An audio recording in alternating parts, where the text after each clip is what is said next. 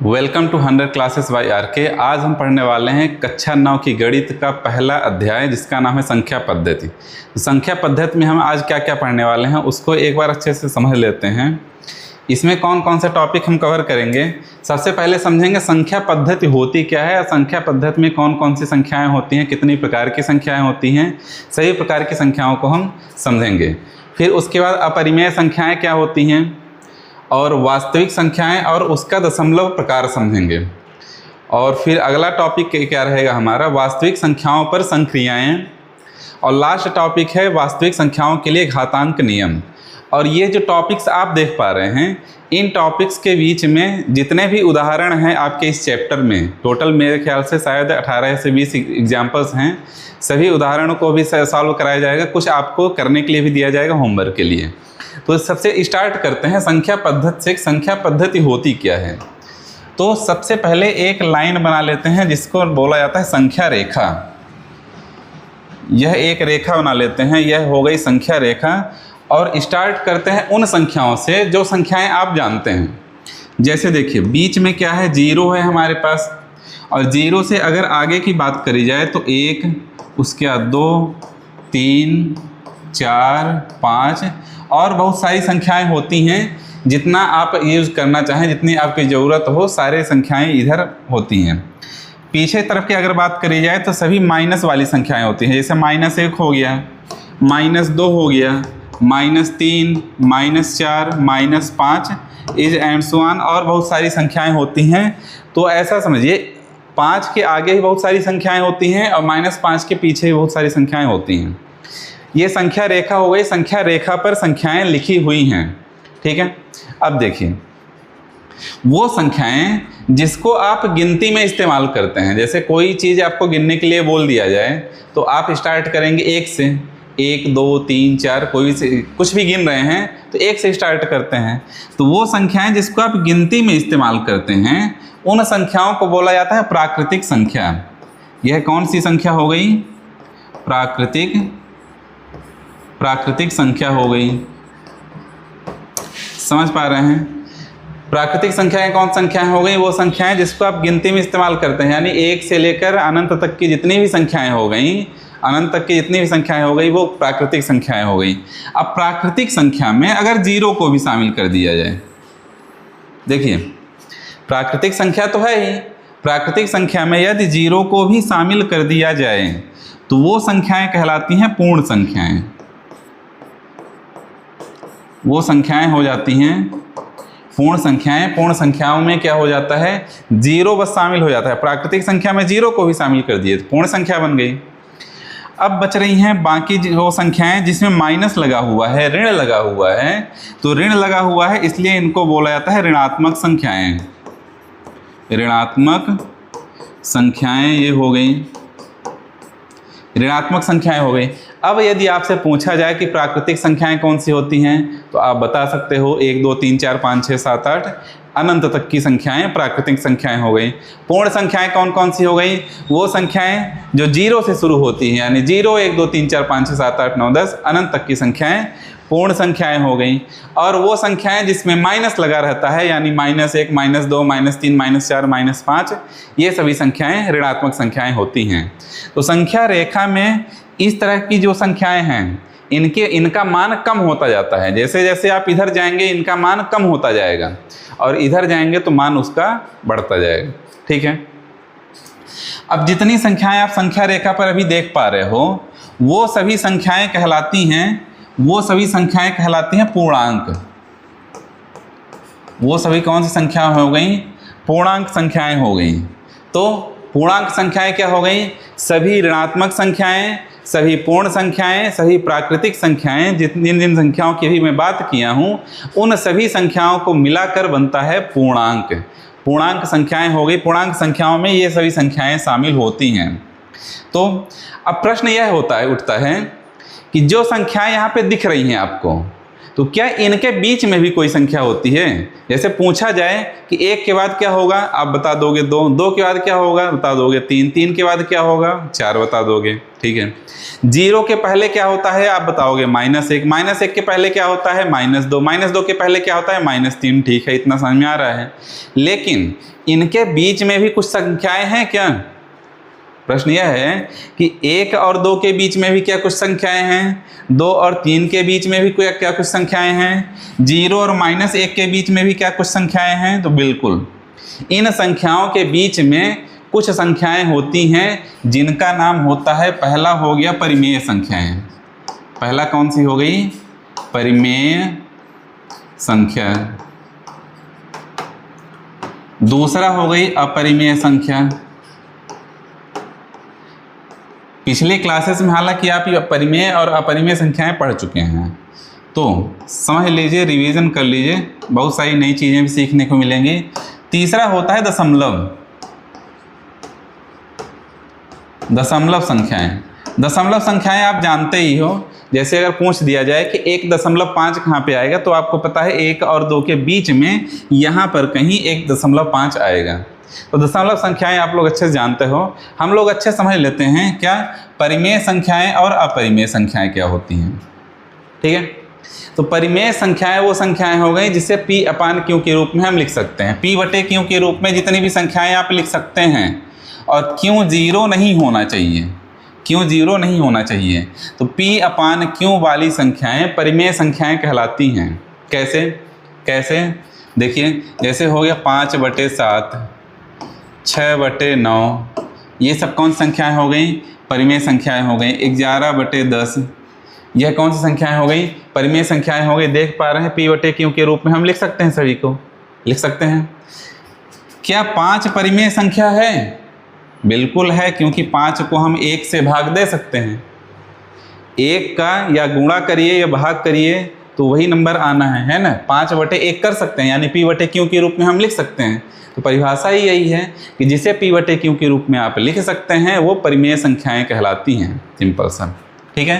तो 5 जितनी भी संख्याएं यहाँ पे आप देख पा रहे हैं, ये सभी परिमेय संख्याएं हैं। 5 भी परिमेय संख्या है क्योंकि 5/1 लिख सकते हैं। 4 भी परिमेय संख्या है क्योंकि 4/1 लिखा जा सकता है। 3 भी परिमेय संख्या है, 3 को भी 3/1 लिखा जा सकता है। क्या 0 को 0/1 लिख सकते हैं? बिल्कुल, 0 को 0/1 लिख सकते हैं क्योंकि 0 ही परिमेय संख्या है। क्यों बस 0 नहीं होना चाहिए, यानी ये जो हर वाला भाग है क्यों 0 नहीं होना चाहिए, यानी बटे में जैसे 5/0 नहीं होना चाहिए, ये परिमेय संख्या नहीं है। समझ पा रहे हैं? ठीक है, परिमेय संख्या आप समझ गए हैं। अपरिमेय संख्या की अगर बात करी जाए तो वो संख्याएं जिसे P/Q के रूप में हम नहीं लिख सकते हैं। P/Q के रूप में हम नहीं लिख सकते हैं, वो अपरिमेय संख्याएं होती हैं। तो सिंपल सा आप समझिए कि वो संख्याएं जो रूट में लिखी रहती हैं, जो रूट में लिखी रहती हैं, जैसे √2 हो गया, √3 हो गया, √5 हो गया, √7 हो गया, ये सभी संख्याएं जिसमें रूट लगा रहता है, अंडर रूट लगा रहता है, वर्गमूल वाली संख्याएं क्या होती हैं? अपरिमेय संख्याएं होती हैं। अपरिमेय संख्याएं एक और होती है, जब दशमलव के प्रसार के बारे में हम लोग आगे पढ़ेंगे, उसमें बताया गया है 3 तरह के दशमलव प्रसार होते हैं। तो ये थर्ड वाला टॉपिक है। कौन सा? मैं एक एग्जाम्पल ले लेता हूँ और आगे मैं और अच्छे से बताऊँगा। दशमलव प्रकार किस तरह से रहता है? 0.1 0 0 1 0 0 0 1 इज एंड सो ऑन, यानी अनंत तक की संख्याएं ना तो रिपीट हो रही हैं। दशमलव के बाद के जो संख्याएं हैं, दशमलव के बाद के जो अंक लिखे गए हैं, वो कोई भी अंक रिपीट नहीं हो रहा है, एक क्रम में रिपीट नहीं हो रहा है। तो इस तरह की जो संख्याएं होती हैं वो अपरिमेय संख्याएं होती हैं, जो रिपीट नहीं होता है। दशमलव के प्रसार में जब हम पढ़ेंगे तो इसको अच्छे से समझ लेंगे। तो आप समझिए, अपरिमेय संख्याएं इस तरह की होती हैं, वर्गमूल वाली, ये भी अपरिमेय होती है। और कुछ एग्जाम्पल होते हैं अपरिमेय संख्याओं के, जैसे पाई आप सुने हैं। पाई वृत्त के जब परिभाषा और वृत्त का जब आप एरिया निकालते हैं, πr², परिधि निकालते हैं 2πr, उसमें पाई रहता है। तो यह जो पाई है यह भी अपरिमेय होता है। समझ पा रहे हैं? कभी कभी ऑब्जेक्टिव टाइप में ही पूछ देता है, तो ये ध्यान रखिएगा। तो अपरिमेय संख्याएं कौन कौन सी हो गई? इस तरह की संख्याएं दशमलव प्रसार में हम समझेंगे। आप वर्गमूल वाली, पाई, ये अपरिमेय संख्याएं हो गई। तो परिमेय संख्याएं समझ चुके हैं आप, अपरिमेय संख्याएं समझ चुके हैं। अब देखिए, अभी तक मैंने जिन जिन संख्याओं के बारे में बात करा है, चाहे वो प्राकृतिक संख्या हो, पूर्ण संख्या हो, ऋणात्मक संख्या हो या पूर्णांक हो, परिमेय संख्या हो, अपरिमेय संख्या हो, दशमलव संख्याएं हैं, ये सभी संख्याएं वास्तविक संख्याएं होती हैं। कौन कौन सी संख्याएं? जितनी संख्याओं के बारे में अभी मैं बात किया हूँ, ये सारी संख्याएं वास्तविक संख्याएं होती हैं। तो वास्तविक संख्याओं के अंदर, ध्यान से समझिएगा, यहाँ पर वास्तविक संख्याओं के अंदर सभी परिमेय संख्या भी आती है, अपरिमेय भी सारी संख्याएं आती हैं, दशमलव संख्याएं भी आती हैं, प्राकृतिक संख्या भी आती है, पूर्ण संख्या भी आती है, ऋणात्मक संख्या और पूर्णांक संख्या। तो वास्तविक संख्या क्या होता है? वास्तविक संख्या होता है सभी परिमेय संख्याएं और सभी अपरिमेय संख्याओं का समूह वास्तविक संख्या होता है। वास्तविक संख्या की परिभाषा क्या हो गई? सभी परिमेय संख्याओं का समूह और सभी अपरिमेय संख्याओं का समूह क्या कहलाता है? वास्तविक संख्या कहलाता है। तो यह हो गई वास्तविक संख्याएं, परिमेय संख्याएं, अपरिमेय संख्याएं। तो ये जो पूरा सिस्टम आप देख पा रहे हैं, संख्या रेखा में संख्याओं को जिस तरह से मैं लिखा हूं, तो एक सिस्टम ये बन गया। इसी को बोला जाता है संख्या पद्धति। यह क्या हो गया? संख्या पद्धति। संख्या रेखा में आप संख्याओं को इस तरह से लिख रहे हैं, चाहे परिमेय संख्याएं होगी, परिमेय अपरिमेय संख्याओं को भी इस संख्या रेखा में लिखना हम सीखेंगे। पिछली क्लास में आप लोग परिमेय संख्याओं को संख्या रेखा में निरूपित करना यानी रिप्रेजेंट करना, प्रदर्शित करना आपने सीखा है। और इस क्लास में, 9th क्लास में आपके क्या है कि जो अपरिमेय संख्याएं हैं, इन संख्याओं को संख्या रेखा में निरूपण करना हम लोग सीखेंगे इसी चैप्टर में। तो ये पूरा सिस्टम क्या बन गया हमारा? संख्या पद्धति। संख्या पद्धति यह हो गई। चलते हैं अगले टॉपिक में। क्या है हमारे पास? एक उदाहरण है, एग्जाम्पल ले लेते हैं। जैसा कि मैं बताया, सारे एग्जाम्पल्स आपको बताए जाएंगे, एक एक टॉपिक के साथ सभी एग्जाम्पल्स भी हैं। तो पहला एग्जाम्पल क्या दिया हुआ है? नीचे दिए गए कथन सत्य हैं या असत्य हैं, कारण के साथ अपने उत्तर दीजिए। तो पहला क्या है? प्रत्येक पूर्ण संख्या एक प्राकृतिक संख्या होती है। तो अब आप बताइए कि क्या सभी पूर्ण संख्याएं क्या प्राकृतिक संख्या होती है? सभी पूर्ण संख्याएं प्राकृतिक संख्या नहीं होती हैं, क्योंकि प्राकृतिक संख्या 0 से शुरू होती है। अब पूर्ण संख्या के पास 0 भी है, प्राकृतिक संख्या के पास 0 नहीं है।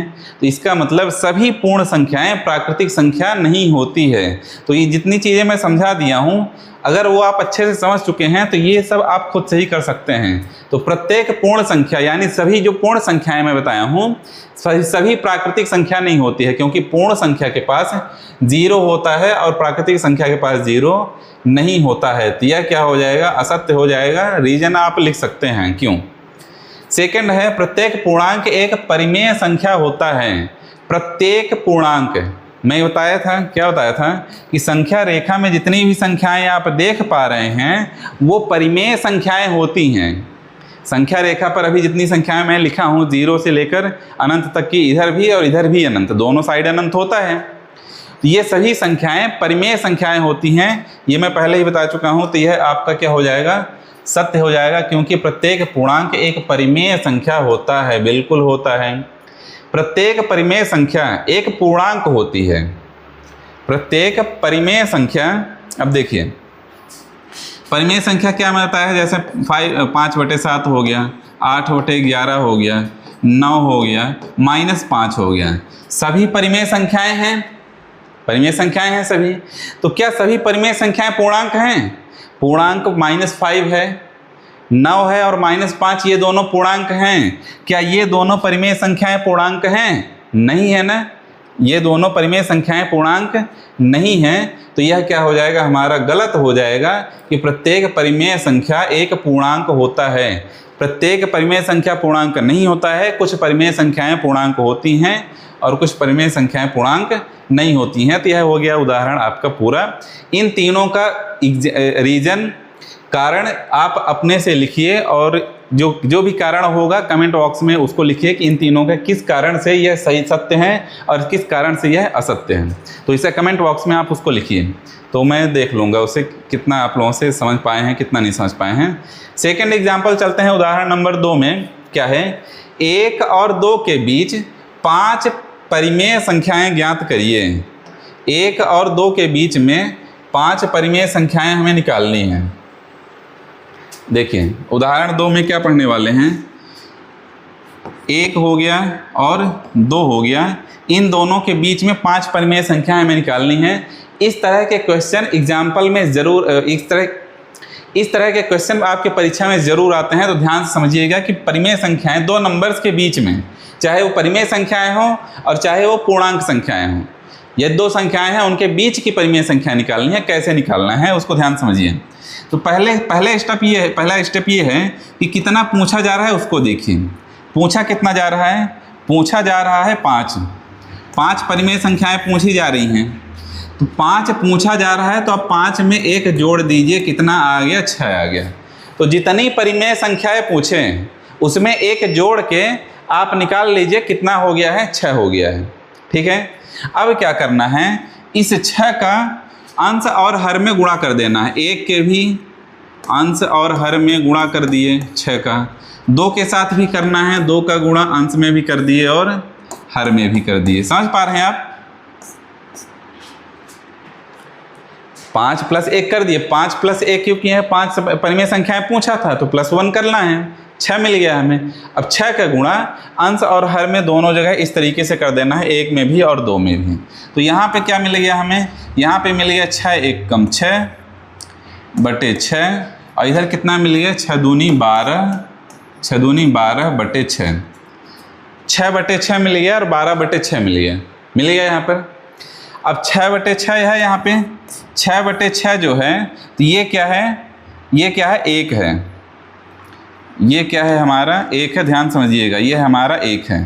ठीक है, अब 6 बटे 6 है, हर को चेंज नहीं करना है, अंश को चेंज करना है। 6 के बाद क्या होगा, 7 बटे 6, फिर 8 बटे 6, फिर 9 बटे 6, फिर 10 बटे 6, फिर 11 बटे 6, फिर 12 बटे 6। और ये जो 12 बटे 6 है, ये क्या है हमारा, 2 है, यहाँ से आप हमने निकाला है। 12 बटे 6 क्या था, 2 था, 2 को हमने 12 बटे 6 बना दिया है और 1 को 6 बटे 6 बना दिया है। तो देखिए 1 और 2 के बीच की 5 परिमेय संख्याएं इस तरीके से बड़ी ही आसानी से 1 सेकंड में आप निकाल सकते हैं। ये इंपॉर्टेंट क्वेश्चन है, आपके एक्सरसाइज में भी कई सारे क्वेश्चन आएंगे, एग्जाम्पल में और भी हम लोग समझेंगे, इसे आप बहुत अच्छे समझ लीजिएगा। ठीक है, तो 1 सेकंड के अंदर ही 5 परिमेय संख्याएं आप इस तरह से निकाल सकते हैं। 1 और 2 के बीच में हमने निकाल लिया है। चलते हैं आगे, और क्या है दिया हुआ है, अपरिमेय संख्याएं और इसके साथ साथ उदाहरण। तो अपरिमेय संख्याओं के बारे में और कुछ चीज़ें समझ लेते हैं हम लोग, और कुछ जान लेते हैं। देखिए पिछली क्लासेस में परिमेय संख्याओं की कुछ प्रॉपर्टी आपने पढ़ा था। अपरिमेय संख्याएं यहाँ पे है, पर उससे पहले परिमेय संख्याओं को एक बार रिवाइज कर लेते हैं। क्या क्या प्रॉपर्टीज पिछली क्लासेस में आपने पढ़ा था कि यदि एक परिमेय संख्या का गुणा, जोड़, घटाना या भाग, ध्यान से समझिएगा, एक परिमेय संख्या दी हुई है, यदि एक परिमेय संख्या का गुणा, भाग, जोड़, घटाना किसी दूसरी परिमेय संख्या के साथ यदि आप करते हैं तो जो रिजल्ट मिलेगा वो परिमेय संख्या ही होता है। फॉर एग्जाम्पल देखिएगा, 5/7 एक परिमेय संख्या है, इसको हम जोड़ देते, गुणा कर देते हैं किसके साथ, 3/7 के साथ। 5/7 भी एक परिमेय संख्या है, 3/7 भी एक परिमेय संख्या है, और इसका हमने गुणा कर दिया तो कितना आ जाएगा, 5 × 15 और 7 × 7 49। जो रिजल्ट मिल रहा है यह भी क्या है, एक परिमेय संख्या है। यह भी क्या है, एक परिमेय संख्या है। ठीक है, समझ पा रहे हैं आप, यह भी एक परिमेय संख्या हो गई।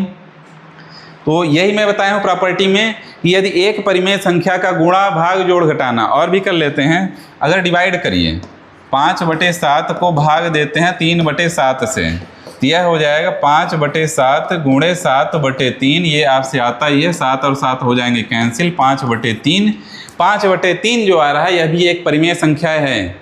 यानी परिमेय संख्या का परिमेय संख्या से गुणा करने पर परिमेय संख्या मिलता है, परिमेय संख्या का परिमेय संख्या के साथ भाग करने पर परिमेय संख्या मिलता है। जोड़ घटा भी लीजिए, 5/7 को हम माइनस करेंगे 3/7 से तो यह हमें मिलेगा 2/7, यह भी एक परिमेय संख्या है। और आगे भी देखिए, 5/7 को 3/7 से अगर हम जोड़ देंगे तो 8/7 मिलेगा, यह भी एक परिमेय संख्या है। तो सभी के एग्जाम्पल लेके मैं दिखा दिया हूँ। क्या समझे आप अभी तक? यदि एक परिमेय संख्या को दूसरे परिमेय संख्या के साथ जोड़िए, घटाइए, गुणा करिए, भाग करिए तो हमें रिजल्ट में क्या मिलेगा? परिमेय संख्या। ठीक है, समझ गए आप? अब आ जाते हैं अपरिमेय संख्या में। तो परिमेय संख्या की तरह क्या अपरिमेय संख्या में भी ये प्रॉपर्टी लागू होती है, ये नियम लागू होता है कि क्या सभी अपरिमेय संख्याओं का गुणा, भाग, जोड़, घटाना किसी एक दूसरी अपरिमेय संख्या के साथ करेंगे तो जो हमें रिजल्ट प्राप्त होगा तो वह अपरिमेय होगा कि नहीं होगा? तो मोस्ट ऑफ द केसेस में यदि आप अपरिमेय संख्या का गुणा, भाग, जोड़, घटाना यदि एक दूसरी अपरिमेय संख्या के साथ करेंगे तो जो रिजल्ट मिलेगा वह अपरिमेय संख्या ही मिलेगा। लेकिन हर जगह यह पॉसिबल नहीं है, हर जगह पॉसिबल नहीं है।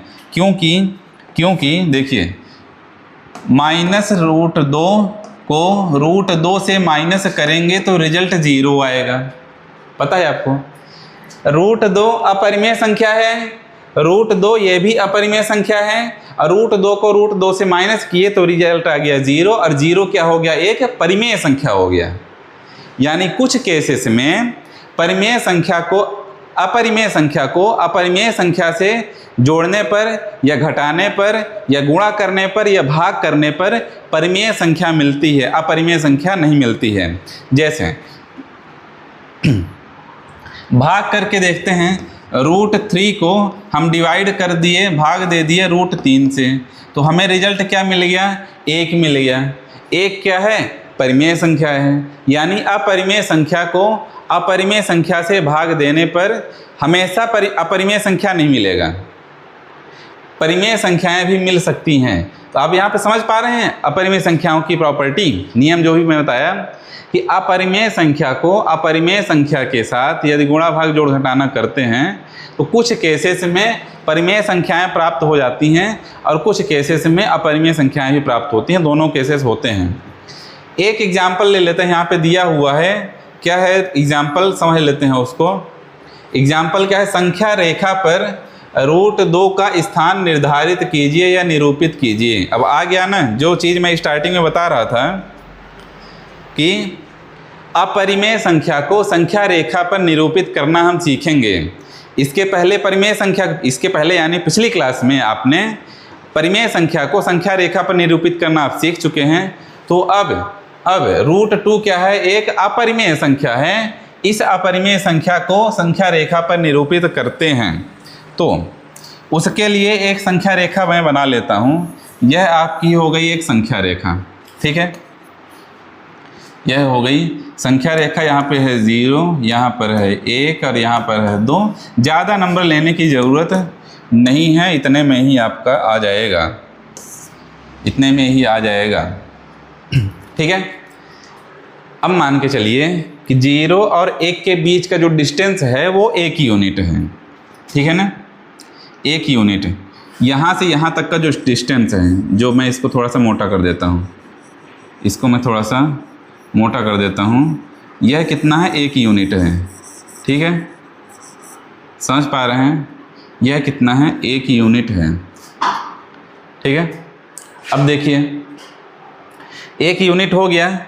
अब √2 को हमें इस संख्या रेखा पर दिखाना है तो पॉइंट 1 पर एक आपको परपेंडिकुलर लाइन बनानी है। परपेंडिकुलर लाइन बनानी है यानी लंब रेखा बनानी है इस तरीके से जो यहाँ पर क्या हो 90 डिग्री का एंगल बनाए, यहाँ पर 90 डिग्री का एंगल बनाए और इसकी जो लेंथ है वह 1 यूनिट होनी चाहिए। इसकी लेंथ 1 यूनिट होनी चाहिए। जैसे ये 0 से 1 यूनिट है तो यहाँ से इसको मैं नाम दे देता हूँ। जैसे मान लीजिए कि यह हो गया A, यह क्या हो गया? A हो गया, ठीक है? ये पॉइंट हो गया बी और ये पॉइंट हो गया सी। ठीक है, तो A B equals to 1 unit, ठीक है, और B C equals to 1 unit. तो 0 से 1 यूनिट था ही, 1 यूनिट हम बी से सी तक की एक ऐसी लाइन बनाए हैं, यह जो बी सी है ए बी पर क्या है, परपेंडिकुलर है, यानी लंब है। बी सी ए बी पर लंब रेखा है, बी सी ए बी पर लंब रेखा है, यानी यहाँ पर 90 डिग्री के एंगल बना रहा है, और बी से सी तक की जो डिस्टेंस है 1 यूनिट है। इतना तो आप कर लोगे आसानी से। इसके बाद क्या करना है, सी से ए तक की लाइन बना लेनी है। सी से ए तक की लाइन बनाएंगे इस तरीके से, इस तरीके से लाइन बन गई।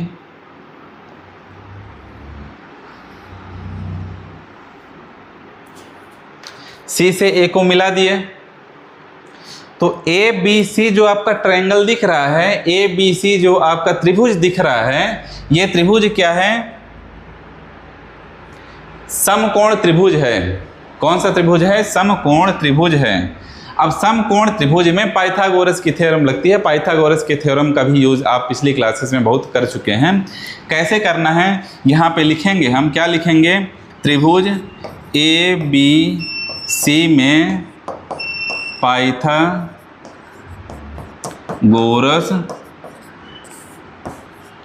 प्रमेय से। पाइथागोरस की प्रमेय क्या बोलती है, पाइथागोरस की प्रमेय यह बोलती है कि AC का वर्ग, AC का वर्ग, AC का वर्ग AB के वर्ग से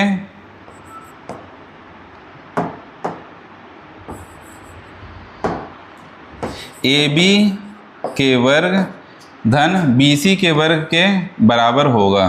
पाइथागोरस की थ्योरम क्या होती है, पाइथागोरस की थ्योरम क्या होती है कि AC का वर्ग बराबर AB का वर्ग प्लस BC का वर्ग, इस तरीके से होता है। जिसकी जिसकी वैल्यू आपको पता है उसकी उसकी वैल्यू यहाँ पे रख दीजिए।